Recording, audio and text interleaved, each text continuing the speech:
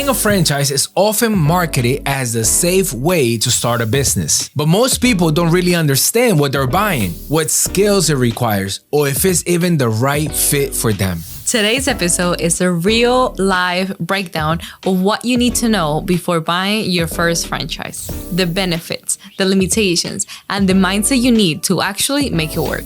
Our guest is Risa Giacoppo, franchisee owner of the Linden Creek, Morristown, and Princeton locations. A home staging and interior design business serving homeowners, realtors, investors, and short-term rental operators. She helps clients prepare properties to sell faster, attract better clients, and increase perceived value through professional staging, furnishing, and design strategy, while also bringing an operator mindset from her background as a franchisee owner and short-term rental entrepreneur. Let's get into the episode.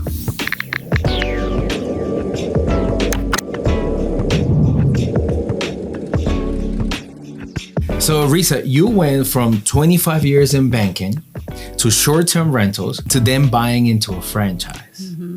What led you to buy into a franchise? I could probably narrow it down to three things. One, I needed a corporate detox. Two, there is a huge appeal to following a proven playbook. And three, speed to market. With a franchise, you're following somebody's tried and true plan.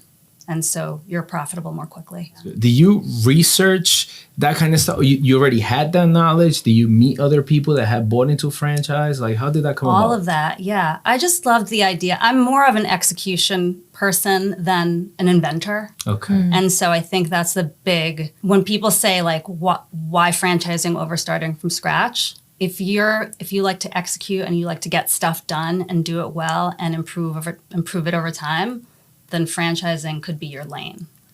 But if you like to invent and you like to break things and fix them and change things, it might not be for you.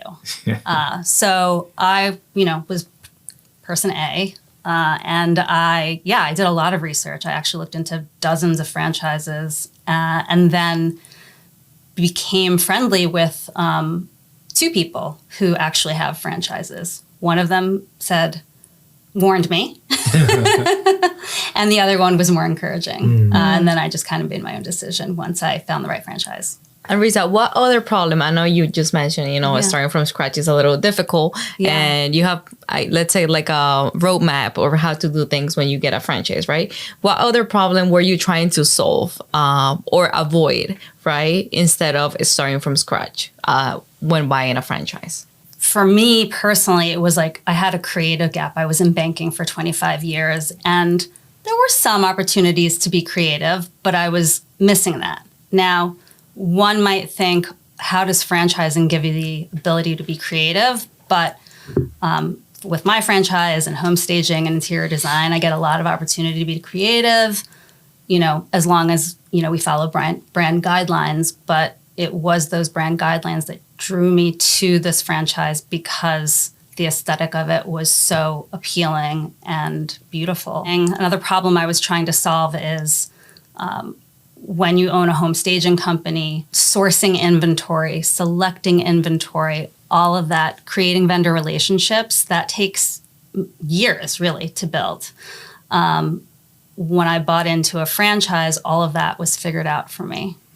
All of the vendor relationships with top tier vendors were established already. So it's kind of plug and play. Yeah, that's good. Yeah. So when you were considering these things and after you left corporate and you looked at different franchises, I'm sure you looked at more than one, right? Certainly. What was it that you said to yourself, I definitely want a franchise because there is this that I like, this thing, fill in the blank, mm-hmm. that I don't want to have to deal with if I start from scratch? Oh, yeah. Building a CRM, building a brand, creating the aesthetic, so many things. Pricing strategies. Yes. So true. All of the nitty gritty. And, I kind of like, I don't have to make the same mistakes that our founder made. I don't, everybody makes mistakes. I'll make my own mistakes. Yeah. It's fine, but we'll learn from them and we'll move on. What are people really buying to when they're buying a franchise? I think when people hear franchises, they mostly associate them with restaurants. Yes. Right? My franchise is obviously not. But having gone through, like I said, vetted everything from cryotherapy spas and window washers and dog grooming vans, but here's this opportunity for me to lean into a passion. And there are so many franchises out there where if you are a person who is interested in leaning into a passion, maybe didn't get a chance to, there must be a franchise out there for you. So one, you're kind of like itching that scratch, or scratching that itch, scratching that itch. And then, and two, you're really buying into, I met with so many wonderful, smart people. But when I met the founder of Linden Creek, we just clicked. And that really does become your tribe, because you're going to be married to that family for the next 5 to 10 years. So you really need to make sure that you believe in them, they believe in you, and you get along. As you came into, you were doing your research, you finally came into the franchise, there were things that you knew were going to be sort of taken care of for you because they were already created. Yes. What were some of the things that you didn't know and were surprised that also came kind of with the package? Things always cost more and take longer than you think. So if you are looking into franchising, whatever you think that initial investment is going to be, give yourself even more of a buffer and be patient and give yourself, some time. You still, not that this was a surprise, but like you still have to hustle. Right? Like you get a playbook, you get all these resources, the systems, the merch, the marketing, the social media, but you still have to hustle. Right. Like if you can't hustle, if you aren't the kind of person that wants to connect and get out there and meet people, then it might not be for you. Right. I have a question, because you were mentioning, right, that usually when people mention franchise, they're thinking restaurants or like clothing brands, I guess. Yeah. How do you start your research and finding something else? And also, how do you find what you were passionate about from coming from, banking and then going to the rentals? Like, how did that happen? No, that's such a great question, actually, because it's not like I was sitting at my banking job saying, I'm going to buy into a home staging franchise. I had no idea.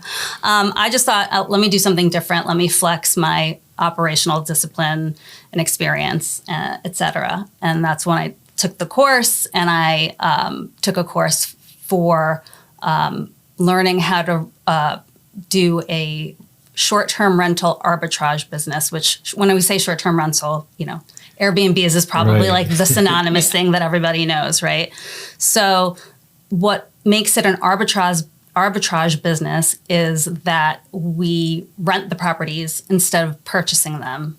And the benefit of that is you're not saddled with a bunch of, mortgage debt. It's a lower investment at the start, and then you're profitable more quickly. But I quickly realized that wasn't what I wanted to do forever. I always knew that wasn't going to be my forever plan. But in that journey, I realized that I now have this network of real estate agents and builders, et cetera. And then I started to explore franchises. And so that's when I did like the whole grouting and roofing and everything that was like home related. Okay. And then why is that you look for home-based services? Because I already had this built-in network of realtors, and I thought, how could I leverage this?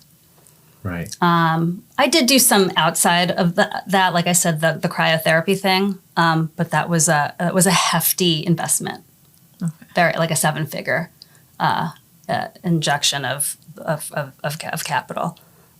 At the onset. As I got it down to, I think, like a tiling service and a window cleaning service, my husband said, are you sure?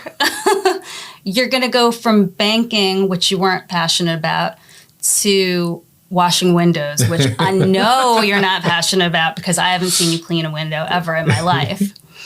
And so it was, wise words from the husband. Yeah.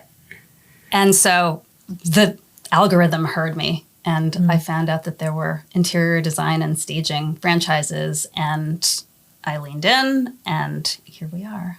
Nice. And yes, because he said through that Airbnb business, you love putting the look together. So maybe you should look into that. Yeah. That's good. Yeah. Wow, he's a wise man. Yeah. We'll keep him around. Yeah. I'm interested in knowing what is the vetting process like that you went through wanting to be part of this franchise? This franchise in particular? Yes. Yeah. So it starts out with, once you start looking, the algorithm knows you're looking. So it presents you with all the menu, right? And the ones that look interesting to me, I just send an email or a note, and somebody gets in touch with you. And it starts off with that kind of initial conversation. Who are you? And, does it make sense for us to have another conversation? And then if that conversation goes particularly well, then you get what's called an FDD, a financial disclosure document, which has all kinds of information about the franchise itself, some numbers. And then there's usually a meet the CEO after that. Did that, had a great conversation. And then from there, you usually get the opportunity to speak to other franchisees. And I did that. And I would highly recommend, if anybody is in this journey of looking at franchises, if they're not offering that to you to talk to somebody, that's a red flag.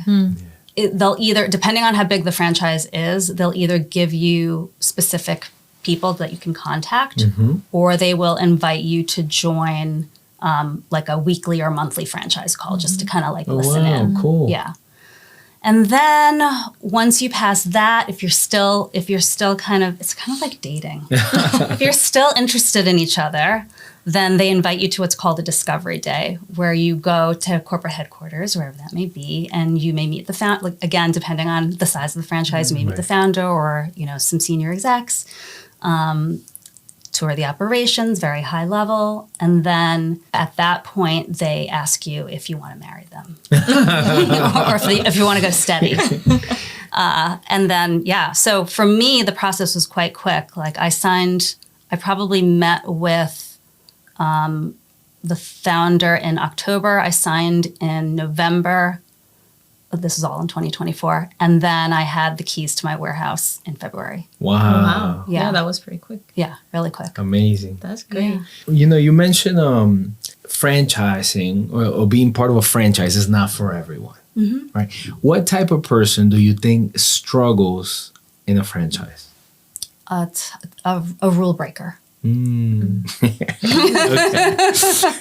That's straightforward. Yeah. Yeah, I would say, and it's not that it's so. I think some franchises are decidedly and necessarily rigid, right?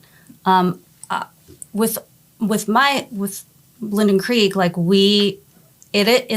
is you do have to follow brand guidelines, etc. But because it's staging and interior design, you still get to be creative. Right. So I don't know. So it's like you're creative within certain boundaries. Yes. Right. Yes. That need to be respected. Right. And if you're a person who's fickle, it's not like I can decide, I'm just gonna. I don't want to stage or do interior design anymore. I'm gonna do Linden Creek coffee shop. I can't. I can't pivot. Yeah. So if you're a person who likes to pivot, or you're not really great at following rules, might not be for you. So if someone that is listening to us right now, they are in between these two paths. Should I start from scratch, or should I go with the franchise business? What would you say to them? Yeah, I think the most important thing for them to consider is their timeline and their time horizon. For me, considering the path at age 50, franchising was the way to go. This is my 10-year plan. So I want a pot of gold at the end of that 10-year rainbow, right? if you're starting from scratch, chances are it's going to take longer than that. So time is a huge consideration. And then again, back to, what I was saying about being a rule follower and all of that. Like, you just have to ask yourself, are you okay not being able to change things much and not having full control? Because you kind of give up full control for faster profitability. Would you say, now going back a little bit to your beginnings and what you were doing before now your franchise, for the franchise, what would you say that you learned during those 25 years of banking that will help you right now with the franchise? Oh, yeah. It was long, and I was ready for it to end, but it gave me the bedrock and the foundation for everything. Because I was lucky enough to have worked in the front, like selling. So I got that relationship management piece. Then I was working in operations, which is all, analyzing numbers, KPIs, process efficiencies, making things better. I also worked in HR. So I built teams. I had to build like 200 people teams. So that obviously helps. And then at the end, I was in commercial banking doing business management. So again, it's kind of like running a business within a business. So I think every year of those 25 years taught me something that I'm bringing to today. Many transferable skills for sure. Yeah. I believe that when people are in business, slightly different than having a 9-to-5, right? In many ways. Yes. But I think almost every skill that you have from other realms, right? The discipline that maybe you had in sports or, it's transferable Absolutely. to running a business. Yes. Yeah. And I probably work more than I did in banking. So true. But I love it. I don't have the Sunday scaries anymore. I really look forward to working. I look in the mirror. Who is that? Yeah. But it's genuinely so rewarding. Really. Right now, I want to dive in a little bit in the actual business, right? Staging. What would you say that most people misunderstood about staging and, having a business about this? Yeah, that's such a great question because most people don't understand staging. They think that it's decorating, which there is obviously a component of making a space look nice. But in the way that interior design is about personalizing a space, staging is about depersonalizing a space and making it appeal to as many people as possible so that you have the greater chance of selling your home more quickly.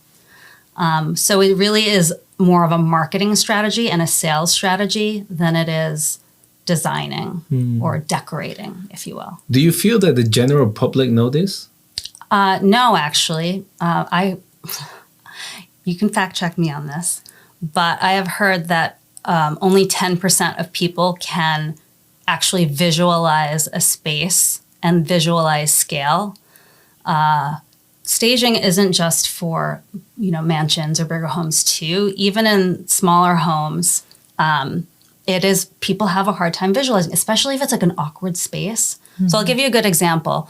Last year, we had a client, a big national developer of new homes. They had 19 units of 3 different model homes that were unstaged. They were sitting on the market for 6 months. We came in and we staged it, and all 19 sold in less than a month, less than 30 days. Yeah, I believe that. And true. Most of them at or above asking. And that's what people don't understand is that it's an investment. Well, I'm going to give you a little background story. It's going to take us. But all right. After a family cookout, my brother tells me, hey, you should get your real estate license. And it was during a time in my life that I didn't know exactly which direction to go. So I got a real estate license. Okay. I signed up, passed the test. And during that time, they assigned me a mentor. And my mentor was a top producer. And she actually told me that her secret was staging. Yeah. I mean, 80% of homes, staged homes sell 80% faster and for 22% over asking most of the time. And actually, what I have noticed, because I have been down in North Carolina where our corporate headquarters is that in New Jersey, and perhaps it's because the real estate market is just a different animal here, it's just not as common. It's not like an immediate. Whereas in the South and in the West and some other places, it's like it is just part of you're selling a house. Well, we got to get staged. Right. But it's not like that here. Would you say that there is a specific type of properties that will benefit from professional staging, or every type of property? Because again, with the smaller spaces, people can't understand like how to utilize it, how to maximize it, how to have an emotional connection to it, right? And so that's what staging does. And then obviously for the bigger spaces too, gosh, this space is so big. What am I going to fill this with? We've come in where there are these big, beautiful spaces, and we've had families just like throw furniture into it and without any cohesion. Yeah. And it's confusing for potential buyers. And the other reason why staging is important for every house is now, what do? We look for a house. The first thing we do is we look online, right? We look on Zillow, we look in Redfin. You're more likely to click on the picture if it's staged or if it has furniture in it. And a lot of virtual staging is pretty big now. Sorry to interrupt you.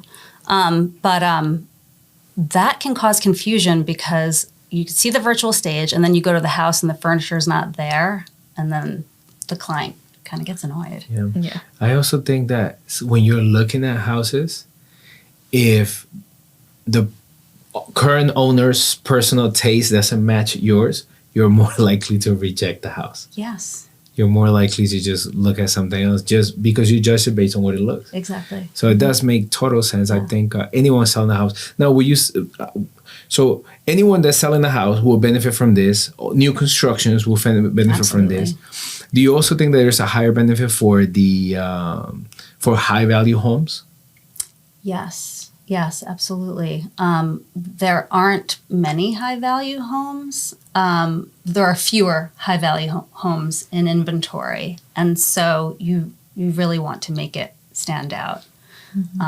Again, it's the small dinky apartment with a weird layout that can help. But I mean, if you're a Zillow peruser like me, and you see the nice big houses, I mean, I'm always clicking on the ones that actually look like something, not just the big empty one. It's really hard to visualize big spaces without the context of furniture or how you might live in there like a family. Yeah. Now, going into the perspective of your clients, right? Yeah. The realtors, the sellers, what they should look for when hiring a stager or a designer. Yeah. So when hiring a stager, I love a challenge. That's the expertise that you're paying for is how do I make this room appealing? How do I make people understand how to use this room? So if you are looking at stagers and they look around and they're not happy, or they don't want to work with you, that's a bit of a red flag, because that's what their expertise should be. Risa, who should be paying attention to you? Like, who should be the people contacting you? Yeah, that's a great question. Number one are real estate agents, specifically sellers agents. Two, homeowners who are selling their homes. Three, then we've got the builders and the flippers. And they could also use some interior design help as well. We have work with some builders who love to build, don't like to pick out finishes, and that's something that we can help them with. And then we have short-term rental owners. So I just know from my experience in that business that I'm actually still in, it was quite time-consuming, and Days on market where your house isn't furnished, you're losing revenue, right? So we can come in and help make that process really easy and simple. And smooth. Yeah. Let's dive into that for a little bit. Sure. Talk to us about your experience with the short-term rental, how that came about, what you learned from it. Yes. Or are you still in it? I'm still in it. Yes, I am still in it. What did I learn? So it gave me a great sneak peek into working with real estate agents. In the past, my experience has just been, whether I needed to buy a home, rent a home, or sell a home. But I don't know. It's an affable group. They're great at networking. I enjoyed spending time with them. So that's good.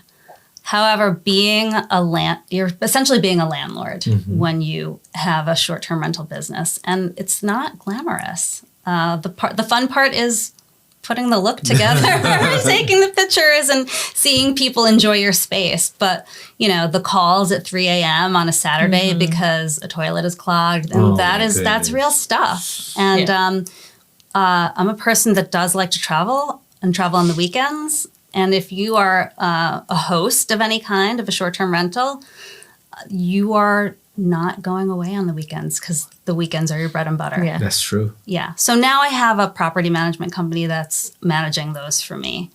And how's that going? It's going really well. And actually through that relationship, again, the synergies, right?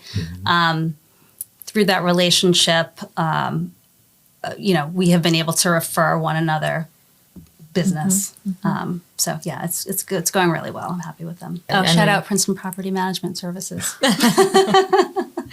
Going a little bit, and now diving into the business, right? Your position as a business owner too. What do you wish you understood before starting a business? Well, sometimes it can get lonely because the buck stops here. So I did do a lot of kind of like networking before, but I could have done more. So like I said, I had like one or two people who I knew who were franchise owners. But I would say, I probably could have joined the local Chamber of Commerce a bit earlier. Financing took longer than I expected. So that's another thing that I would have done differently for sure. That's good. What's one mistake you think a first-time franchisee or franchise buyer should avoid? Only buying one territory. Yeah. Do you wish you would have bought more? I probably should have bought more in the beginning. Okay. Because once you're in it and you know what your cash flow is and you're kind of used to a certain revenue stream, it just gets difficult. So if you can rip the Band-Aid off and buy more than one, especially if it's like an emerging franchise, I would highly recommend it. That's good. And to someone that is watching this and they are actually looking to get into a franchise business, what are 3 things that you will say to them? 3 things. I would say make sure you talk to existing owners of whatever franchise you're interested. That's number 1. Unsolicited. I talk to potential franchisees all the time and I tell them the good, bad, the ugly. And all the good things, the great things. 2, know your why. Like why are you doing this? And are you buying a job? That's what a lot of people say about franchising is, oh, you're buying a job. No, I'm buying an asset. Like I said, this is my pot of gold at the end of the 10-year rainbow. So, ask yourself and be true to yourself when you answer. And 3rd is check the culture of the franchise itself. Not just the founders, but the other franchisees, the tribe. Like I have this built-in network. If I have a question, we all have like these separate group me's and, it's just make sure that the culture is a culture that suits you. Yeah, that's good. Yeah. You mentioned people need to know their why. What's your why? My why? I'm going to say it right this time. This is the itch that I'm scratching that has been itchy for a long time, that I get to either cash in on and build my legacy or have my kids run the business. That's good. Yeah. I love that. Yeah. I love that. Yeah. Risa, we're actually getting to the end of our time. Okay. Is there anything that you would like to leave our audience with before we go? Yes. Well, first I want to say thank you, Paul and Vanessa. I've really enjoyed this conversation. I hope that your listeners get a lot out of it. And, you know, I hope they listened to it and got some good advice. But also, you know, if you are out there and you're a real estate agent or you're a builder or you're a flipper, you know, an investor, or you have short-term rentals that maybe aren't getting booked because they're not designed well, give me a call. I own the Linden Creek franchise in Princeton, New Jersey, as well as Morristown, but we cover Bucks County, we cover Somerset Hills, and you know, Peapack, Gladstone, Mendham, all those great spots. They can find me on Instagram at Linden Creek _New Jersey. They can find me on LinkedIn, Risa Giacoppo, and they can find me online at www.linden-creek/Princeton. There you have it, family. We're going to link all her information in the description so you can get in touch with her. Risa, thank you so much. Thank you, for joining us guys. today. This is so fun. It really has been. And for you, if you're looking to buy into a franchise, you got a ton of value. You probably have to watch this episode a second time. And for you, real estate professionals, investors,